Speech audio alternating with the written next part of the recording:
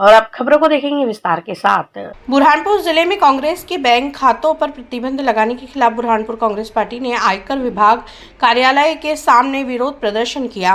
कांग्रेस प्रवक्ता शेख रुस्तम ने केंद्र सरकार की आलोचना करते हुए कहा, भारत सरकार का कांग्रेस के खातों पर प्रतिबंध लगाना भाजपा की बौखलाहट और भय को साबित करता है। चुनाव के ठीक पहले भाजपा सरकार ने कांग्रेस से भयभीत होकर और कांग्रेस को चुनाव से रोकने के लिए कांग्रेस के खातों पर प्रतिबंध लगाया है।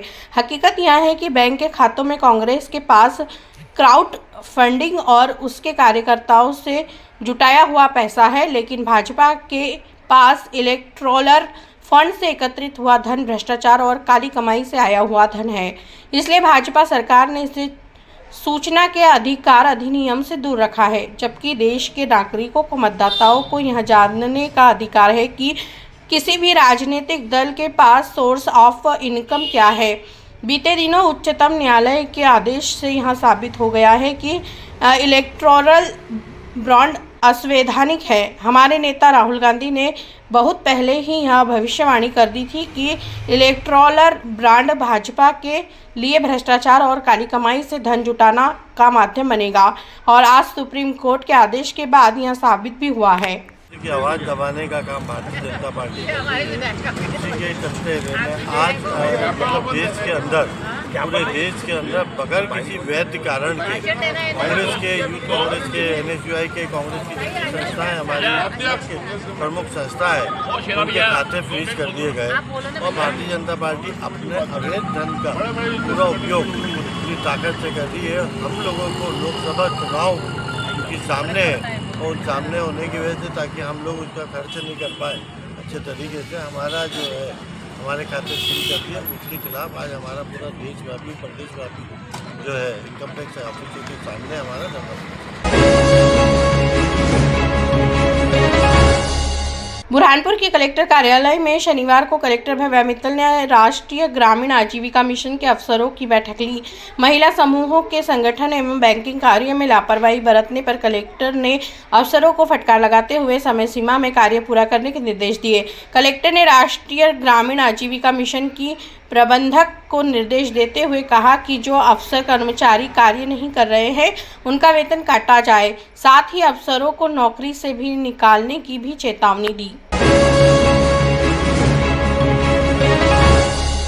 बुरहानपुर जिले के पर्यटन स्थलों की अनदेखी के चलते पुरातत्व स्थल खंडर हो रहे हैं। पुरातत्व स्थलों का संरक्षण नहीं होने शनिवार को जिला पुरातत्व समिति के सदस्यों ने नाराजगी जाहिर की। समिति सदस्य याकूब बोरिंगवाला ने कहा कि भोपाल और खजुराहो के बाद सबसे अधिक पर्यटक स्थल बुरहानपुर में है, लेकिन उसका संरक्षण नहीं किया जा रहा है।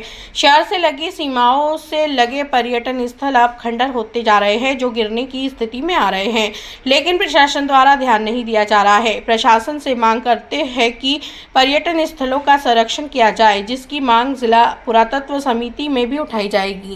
बुरहानपुर में अनेकों पर्यटन स्थल है जो मध्य प्रदेश में, मैं समझता हूँ भोपाल के बाद या खजुराहो के बाद जो जितने भी पर्यटन स्थल है वो बुरहानपुर में है, लेकिन वर्तमान में ऐसी स्थिति है उनकी कि बहुत ही दयनीय स्थिति है।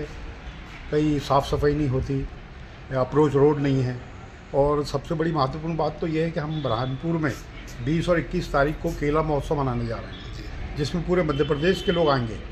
तो आप अंदाज़ा लगाइए कि क्या प्रभाव पड़ेगा उन लोगों पर। जैसे अकबरी सराय है, वहाँ पर नगर निगम ने अपना भंडारण बना के रखा है, टूटी फूटी गाड़ियाँ ये वो रखते हैं, उसकी कोई सफाई पे कोई ध्यान नहीं है। इसी तरह हमारे यहाँ पर बहुत सारी वफ़्त की संपत्तियाँ भी है, जो कुछ भूमाफिया है जो वफ़्त के, वो उनको एन कैन प्रकरणों से उनका नाम हटा के और उसको बेच रहे हैं, जिन पे शासन कोई लगभग अभी तक तो ऐसी कोई ठोस कार्रवाई नहीं। वो मकबरे भी कोई ASI में आते हैं वो, लेकिन ऑन रिकॉर्ड वो ASI में नहीं है, लेकिन अगर आप स्पॉट पे जाके देखेंगे तो वो आपको खुद ही जो भी देखेगा वो बता देगा कि ये पुरातत्व महत्व के हैं। बुरहानपुर जिले के ग्राम रईपुरा में घर के बाहर खेल रहे 5 वर्षीय बालक पर कुत्ते ने हमला कर घायल कर दिया। जानकारी के अनुसार शाहनवाज पिता इरफान अपने घर के बाहर खेल रहा था। इस दौरान अचानक कुत्ते ने हमला कर दिया। पैर पर काटने के बाद परिजनों द्वारा उपचार के लिए जिला अस्पताल में भर्ती कराया गया। बालक की हालत खतरे से बाहर है।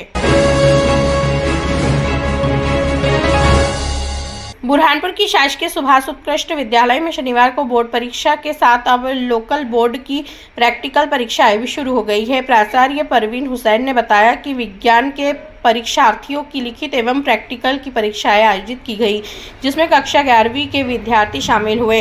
प्रैक्टिकल के नंबर भी इस बार परीक्षा परिणाम में शामिल हो जाएंगे। बोर्ड परीक्षा के बाद अब प्रैक्टिकल परीक्षाओं में विद्यार्थी शामिल हो रहे हैं।